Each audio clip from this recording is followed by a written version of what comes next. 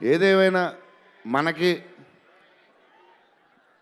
Darling 15 ఏళ్ళ తర్వాత entertainment ఇచ్చాడయ్యా.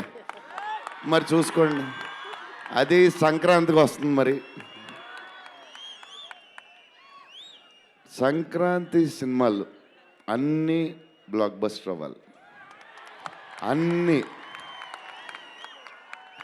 Very important. సీనియరే. Senior దగ్గర నుంచి నేర్చుకుందే మేము, సీనియర్స్ తర్వాతే మేము. 100%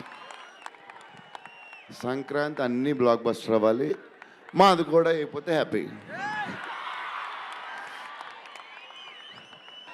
మనదే కదా సంక్రాంతి, ఎరగతిద్దాం సంక్రాంతి అనేది కేవలం మన శంకర వరప్రసాద్ గారిదే కాదు. ఈ సంక్రాంతి మొత్తం మన తెలుగు పరిశ్రమది అవ్వాలని మనస్ఫూర్తిని కోరుకుంటున్నాను. అందరికీ డార్లింగ్, ఇందా మన అనిల్ చెప్పినా, ఎవరు చెప్పినా, ప్రభాస్ రాజా సాబ్ కానీ,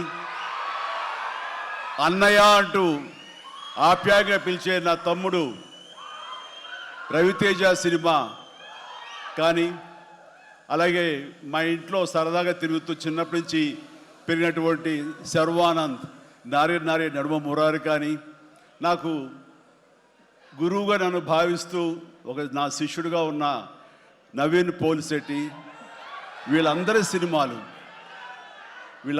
సినిమాలు కూడాను ఈ సంక్రాంతికి సూపర్ హిట్ అవ్వాలని, తద్వారా వాళ్ళకి విజయం లభించడమే కాదు, తెలుగు సినిమా పరిశ్రమకు, నిర్మాతలకు, బయ్యర్లకి వీళ్ళందరూ కూడా సుభిక్షంగా ఉన్నప్పుడే అదే నిజమైన సంక్రాంతి.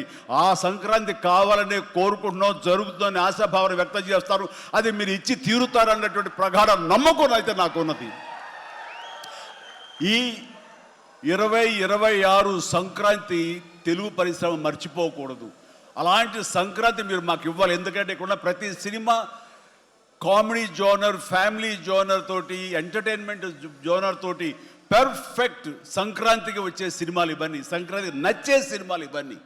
కాబట్టి ఈ సంక్రాంతి అన్ని సినిమాలు బాగా ఆడతాయి అనుకుంటున్నాను. ఆడేలా చేసే బాధ్యత మీది.